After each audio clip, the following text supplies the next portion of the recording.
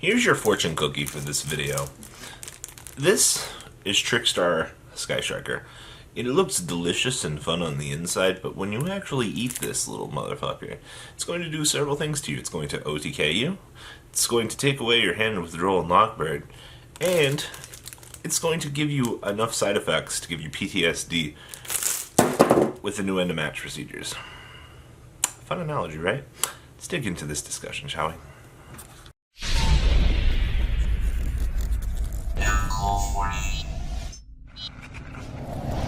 Is anyone else just overly excited that Trickstars are going to get hit soon because of this weird combination that is going on in today's metagame?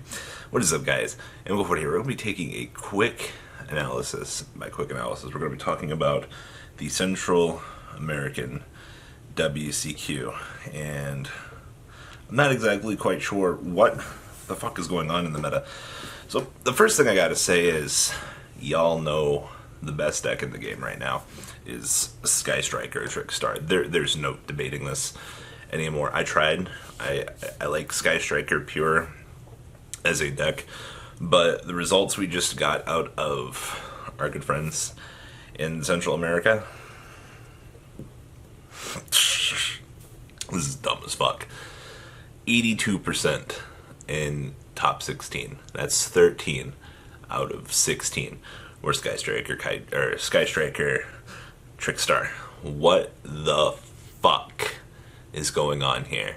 Like, so when I saw the original concept come out, was it at the European whatever nationals it was? I didn't think much of the concept because it just seemed gimmicky.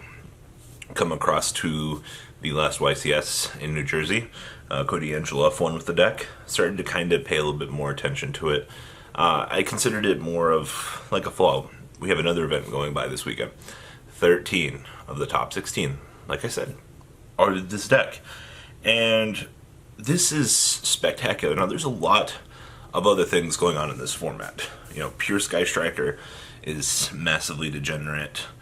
The Sky Striker engine in general is just ridiculous, but is this why Japan preemptively hit reincarnation? Because they knew that this combination hybrid build was going to be the thing. Now, when you look at this deck, it basically is way more pure Trickstar than the engine that's built into it. We know this, but it's the combination of these two engines together, plus the bullshit OTK that they have going for them. We cannot forget the beautiful Firewall OTK. So here's the thing. Going forward in this metagame, going into the NAWCQ, the European qualifiers and things like that, you best bet your ass that the deck that you're going to have to be playing against is going to be Sky Striker Kaiju. I think having two major events solidify this as the best deck is absolutely 100%. Now, the rest of the metagame kind of, I guess, doesn't really hold much of a candle to this. Now, there are a lot of other degenerate things in this format, like I said. I quickly mentioned Sky Strikers. Goki is another one of those really big powerhouses. Seeing only one Goki deck in the top 16 of this event really tells me something about this particular event. Like, Goki ceiling is, it's two card combo the deck, but the problem is, if anything happens to that centralized 2-card combo, well, you know, the castle kind of comes down. It's one of the things I don't dislike about Goki, but the deck is very fragile for what it is. It's kind of a high-risk reward kind of thing. If your 2-card combos fully resolve, well then you go into the biggest winning position of your life, and your opponent can't really do anything about it. You know, every Goki card floats into another Goki. And, I mean, the ending situation that you would find yourself in this deck is an extra link complete. I mean, if your opponent can do anything to your established extra link, well, fuck. I mean, Goki's incredibly good. Is it as good as Trickstar? I keep saying Trickstar Kaiju in my brain, but Trickstar Sky Striker. No, unfortunately not. The consistency that the Trickstar engine has in it in addition to having an OTK and a hand loop, is that what it takes to just to be the best damn deck in Yu-Gi-Oh? Droll and Lockbird plus Trickstar Reincarnation take away your opponent's hand. Firewall loops with Lilybell to ensure that. And in the TCG, the end of match procedures that are just fantastic. I haven't actually seen a deck with these three styles of effects ever before in the game. Maybe that's why that they're doing the most consistent work, because they just have three ways to just say fuck you. It's pretty standard. Now, ABC was also one of the three rogue decks to top this event, and we've seen some progress with ABC. I mean, I'm not named Calvin Han. I can't really say much about the deck, but Dragon Buster is pretty damn good, especially if you find yourself in a situation where you're going first. I think, honestly, any of these decks going first against Trickstar Sky Striker, you would think would have a little bit more decent of a match, and I think that might have been a lot of the situation. You produce Dragon Buster, you disrupt your opponent, you go, I mean, you win enough dice rolls in the day, you should be, pulling together results. And it's not to say that this particular event is the end-all be-all, because regionals are pulling different results than the higher tier events right now. Almost 100% they are. You'll see some Sky Striker Trickstars coming in across those particular matchups for events. I mean, there was, a 200-man event in Louisville this weekend. I think Trent was telling me that one of his buddies made top 32 with True Draco, Six Samurai, and Pure Trickstar also was doing relatively well. And a subtopic here, I think Pure Trickstar is also really good right now. The Sky Striker engine is fantastic for what it adds to the deck, but if you're poor, you don't want to spend money, but you've already got a Trickstar deck, I don't know in which situation that comes up, besides a friend of mine, but Pure Trickstar can still get the fucking job done. Especially with the new current end of match procedures, Lilybell is still very good. If you find yourself playing at a local or regional level, Trickstars, the pure version, will be as good to you as probably the hybrid build.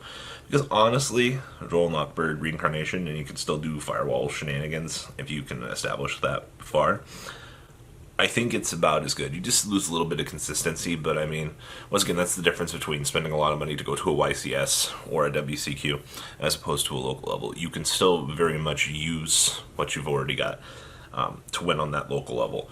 And I definitely think Trickstars can do that. The last particular deck we had coming out of WCQ Central America here was actually Pendulum Magicians. Now, honestly, it's Pendulum Magicians. I still think, somewhere in the back of my mind, True Draco is a little bit better than this deck, but a lot of people don't want to let this deck go. The deck's still got plays. That's fine. Electromite's still a fantastic card. He's still holding some sort of value for this reason.